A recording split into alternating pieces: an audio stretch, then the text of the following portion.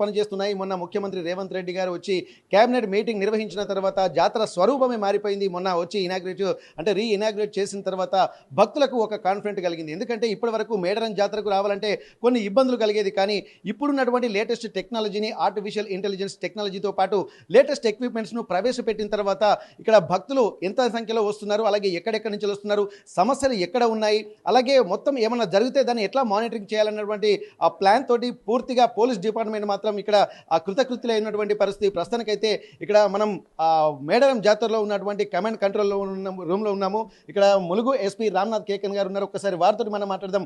ఎంతమంది భక్తులు వచ్చేటువంటి అవకాశం ఉంటుంది, వచ్చేటువంటి భక్తుల యొక్క వారికి సంబంధించినటువంటి ఏర్పాట్లు ఎలా ఉండబోతున్నాయి, వారికి ఏమైనా ఇబ్బందులు కలిగితే ఎట్లాంటి ఇనిషియేషన్ తీసుకుంటున్నారు, ఏ విధంగా ప్రాబ్లమ్స్ని ఐడెంటిఫై చేస్తారన్నటువంటి విషయాలు కూడా మనం తెలుసుకునేటువంటి ప్రయత్నం చేద్దాం. ప్రస్తుతానికి కమాండ్ కంట్రోల్ రూమ్లో కూడా అనేక సీసీ కెమెరాలు అలాగే మొత్తం మానిటరింగ్ చేస్తున్నటువంటి నేపథ్యంలో ఇక్కడ కూర్చొని ములుగు పరిసర ప్రాంతాలతో పాటు అంటే